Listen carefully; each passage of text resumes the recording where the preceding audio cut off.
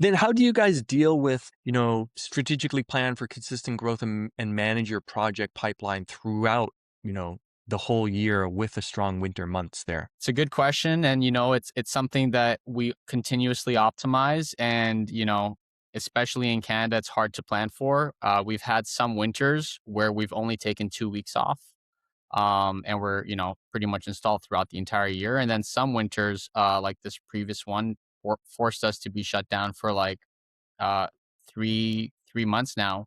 So it's hit or miss, and it's about being very very organized, very very strategic, because you will sometimes only have 8 months to get hundreds of jobs installed, right? And then people are like, "Oh, it's a sunny day. You should be on my roof doing my install. It's a great day for that." But there might also be 30-kilometer-an-hour winds. And if you're holding a solar panel up, you might as well be holding a kite surfing. You know, you're just gonna get flown off the roof pretty quickly. So it's uh, it's very challenging to navigate, but I think it's more challenging just to set expectations. And that's something that we're always obviously striving to get better with, and making sure that customers are understanding.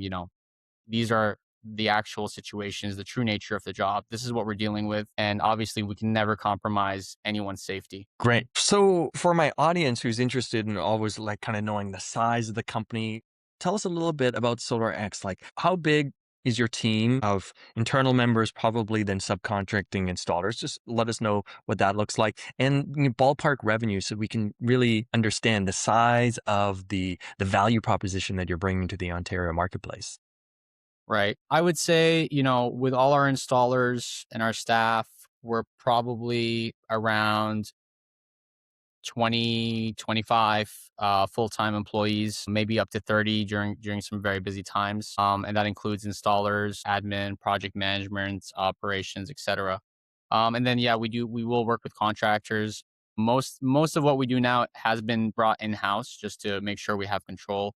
But in certain provinces, if there's not too much volume there, obviously it makes more sense to partner with someone who we know is credible, we know they can do the work, and the customer's still getting a SolarX designed system, right? So it's a very intentional and intelligently designed system, and we make sure we're working with someone who knows how to put it together and is good at that. Great. What would you say is working really well inside your business right now? Honestly, the education part is going very well. We put a lot of energy and effort into that, and that's one of the ways that AI has helped us internally as a company. Is it really has allowed us to take something very complicated, and simplify it and streamline it, and build nice graphs, build nice presentations, and good customer facing tools that will allow the customer to really see the value and understand it. Can you give an example of one of your maybe like success stories or case studies that represent that first introduction, education, and bringing a person all the way through to final delivery? Yeah, for sure.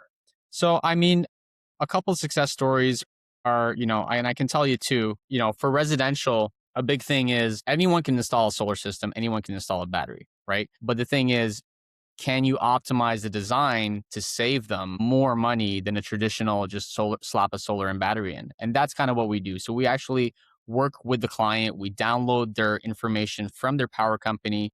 We check exactly how much power they're using and exactly what hours they're using it.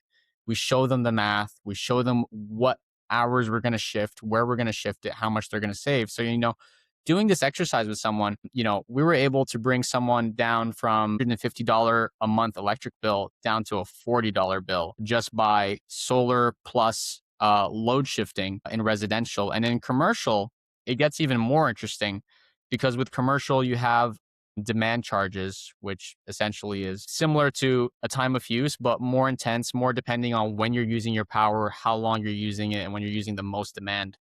And with that, if you can really analyze the data and check exactly when those days would be, and when those times would be in those days.